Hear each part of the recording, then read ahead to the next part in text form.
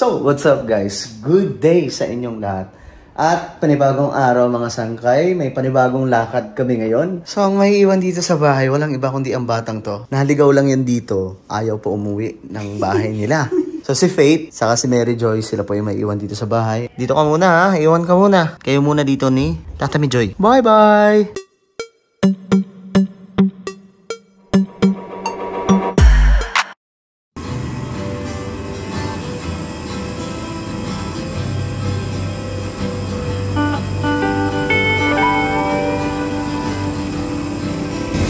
So, mga sangkay, alas 6 na po ng umaga at mag-aalas 7 na nga po at andito kami sa airport na ito, dito sa Tacloban.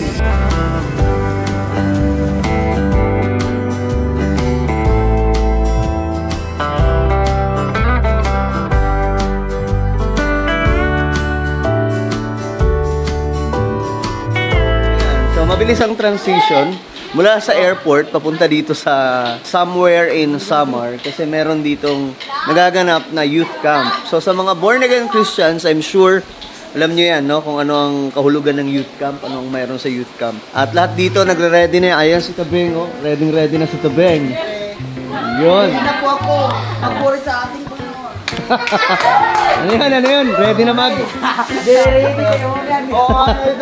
Oh, tingnan nyo yung sapatos ni Atan. Gaan nga yan. Si Casey, hey! Si Sandra, na love ni Ryan. At si Name, nagpa-plan sa single to, na itong boyfriend ngayon. So, ito, mga bagong youth dito. Si Joma! Transition tayo ngayon. Mabilis lang, punta tayo sa event ng mga youth. Let's go!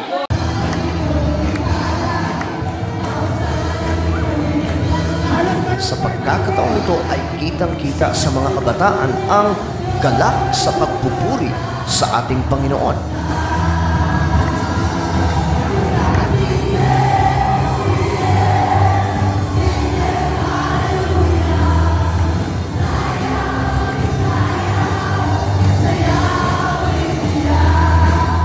Ayun mga sangkay, tapos na yung araw namin dito sa Calbayog. Pauwi na kami. Actually, andun na nauna na yung mga youth na iba, mga sangkay. Kami po ay uwi na sa aming... Hey, what's up guys? Hey!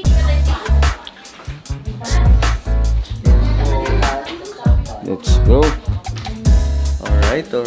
Ay! Pindot kasi! Wala lang pindot. Tara na! Pwede na pala kayong lahat eh. Huwag ka maniwala. Pinipindot ko eh, kaya...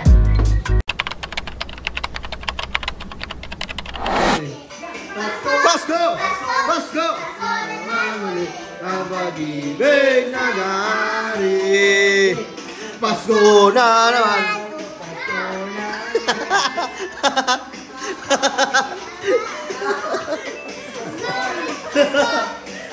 Naman ulit. Bing! Sa may bahay. Ito sila na.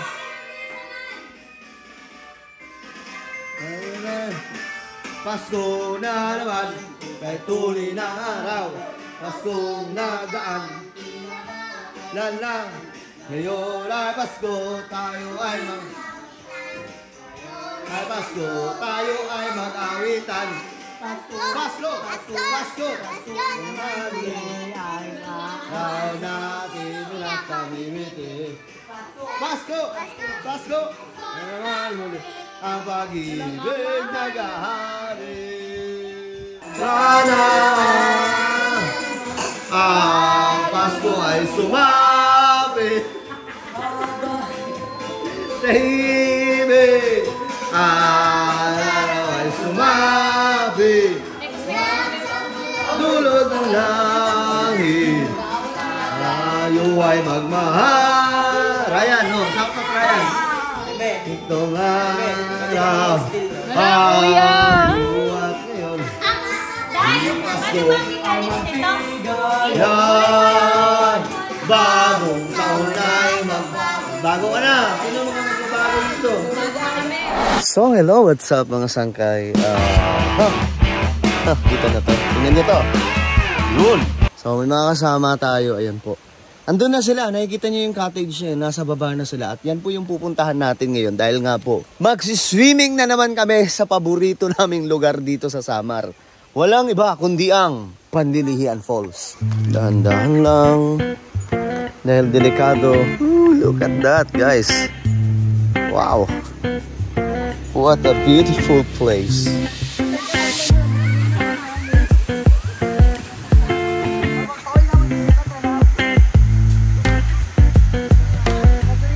So guys, nandito na tayo sa Pandilihian Falls. At kitang-kita nyo naman ang ganda ng paligid. Tingnan nyo yung putik. Jack, ikaw Jack, lumive ka na doon, Jack. Pakitaan mo naman si Lovely ng isang dive at saka si Sandra. Diyan! Talon ka dyan, tapos sabay ka nun. Geng, geng. Dali, dyan ka kaya dyan. Geng, geng. Dali na! Masaya nga na naman kasi bating na kayo. Anong talaga yun? Sus! Ano masaya? Marupok kaya pala wala kagabi sa bahay. Hindi pumunta kagabi sa bahay. Geng, Yung ka maliligo. Diyan, maniligo ako sa gripo dyan. Kasama ka ba pag maligo ako? Ha? Wala ka? Bakit? Ayaw mo? Wala.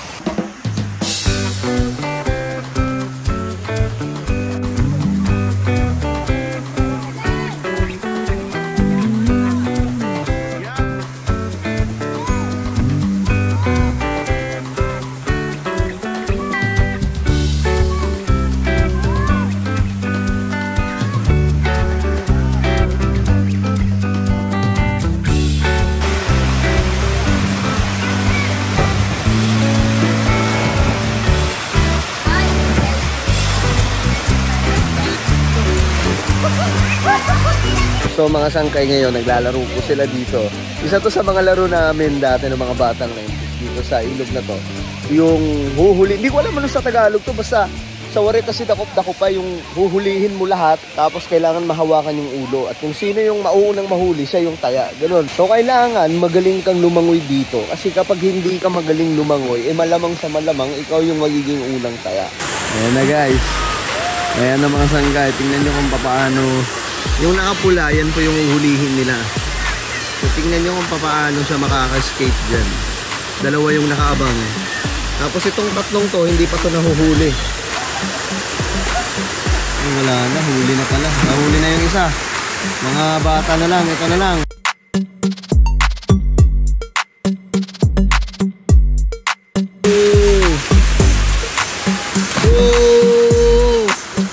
Pambira pa kayo. Huli yung isa. Huli yung isa. Huli ka par. One down. Ito na, ito na. Huli.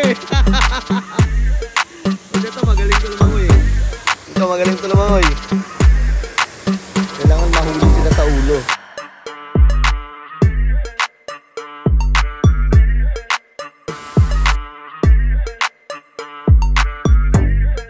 Wala na naman yan par.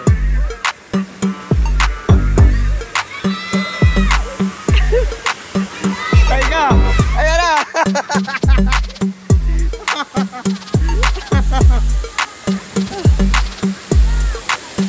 Ay ka par! Huli ka par! Wala huli. Uy, si Jack Jack yung taya.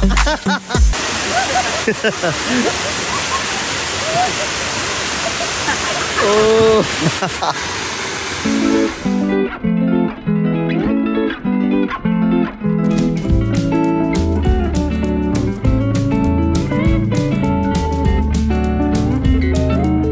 Say hi.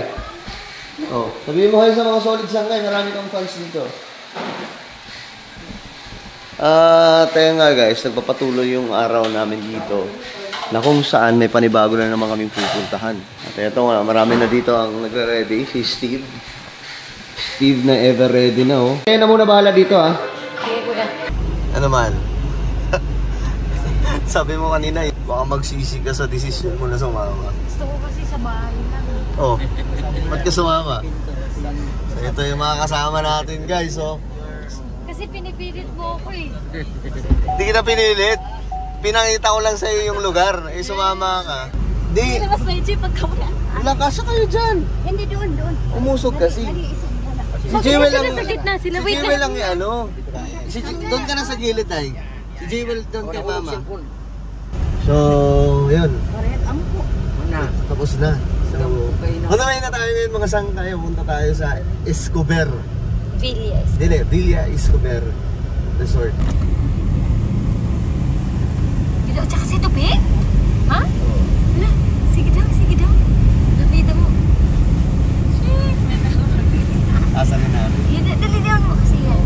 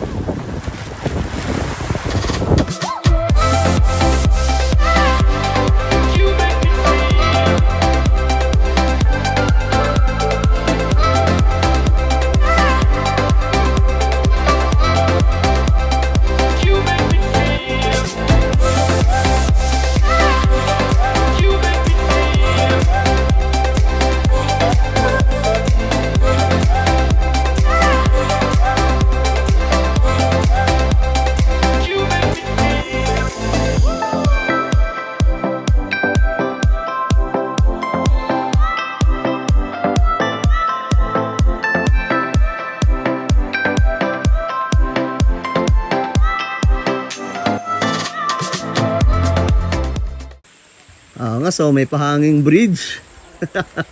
May pahanging bridge kayo ha. So dito kami sa kabilang barangay guys. Ngayon ko lang napansin, cemetery pala yan. Oo, cemetery yan. Ang lapit lang sa mga bahay-bahay, oh. No? Katakot ah. Takot par. Ba't tumaalog sa akin?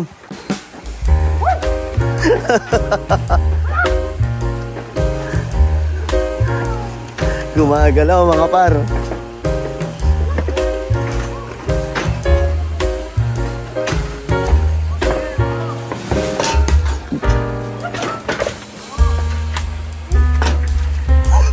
Si tita.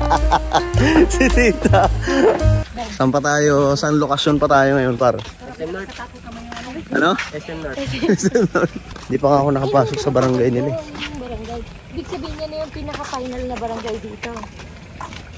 Hindi pa. Dami pa hanggang kasapa to. Hindi naman dito yung daanan eh. Dito na. Dito yung... O, iba na yun. Kalapi ba? Kasapa? Basta yun. At sa pagkakataong ito, habang kami ay namamasyal, itong si Jackie Paul ay hindi sinasadyang bigla ang nakita ang kanyang ka-chatmate. Jack! Tara na, Jack! So, nandito yung ka-chatmate ni Jack. Asan ba dyan? Ayun. May bili siya ngayon. Nasaktuhan na nandito yung ka-chat niya. Nandito din sa lugar na to. Ewan ko ba't nagpang-abot. Uy, pawis na pawis siya! Sabi ko, hoy, ba't pawis na pawis ka? Sabi niya na, ang init eh. Sobrang pawis na pawis siya. Soulmate sila, naka-brown din siya. Uy, naka-brown. Bira, nag-uusap pa ata. Jack, baka di na, iwanan ka na namin.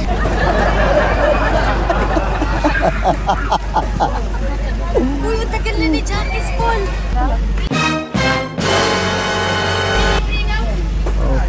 Jack, sino ba dito yung ka-chatmate mo? Jack! Jack, sino yung ka-chatmate mo? Ito ba yun?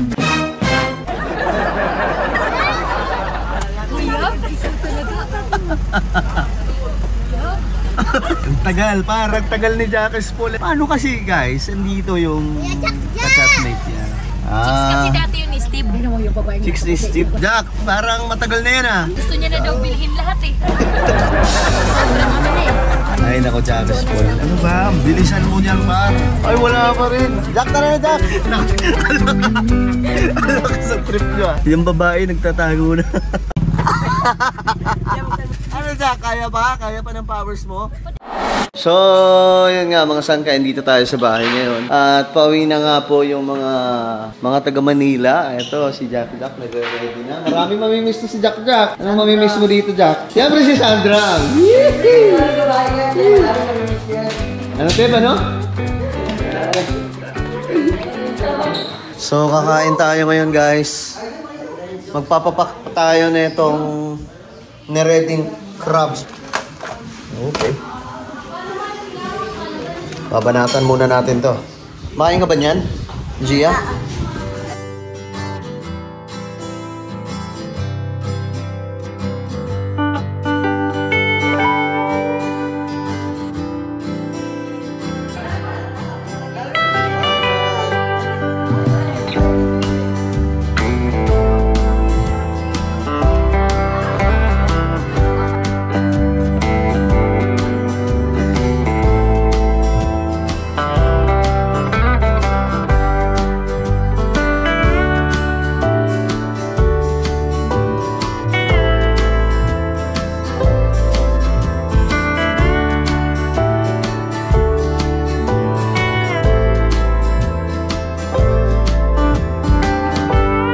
Finally guys, palis na tayo.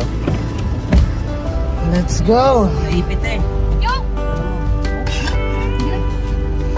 Pero yung uuwi lang dito sa Manila, ito si May, yung fiancé ko, si Tita, si Jackie Paul, napakaraming chicks sa Samar. Isa tayo. Bye-bye! See you soon. Bye-bye, Jaya. See you soon. Bye-bye! Marison! Happy birthday! Bye-bye!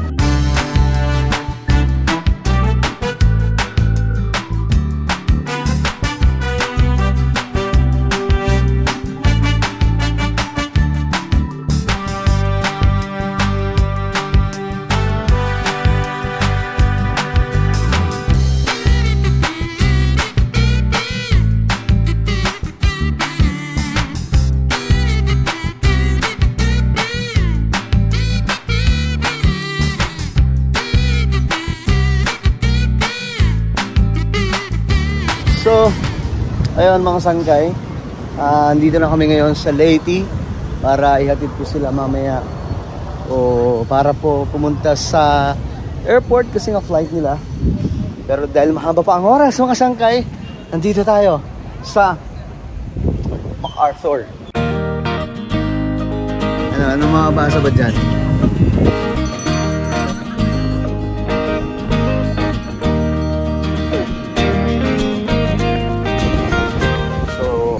Maganda din talaga dito. Gilid po talaga siya ng dagat. Ayan po. Ano mo yan, oh? Yan, mali ka yan. Huwag astig ka mo. Kita yung pasahero. Weh! Oo nga, tama. Ito, grabe naman. Joke lang. Siyempre, hindi nakita. Grabe naman kita yung pasahero. Bibilib na sana ako sa camera mo eh. Nakita yung pasahero.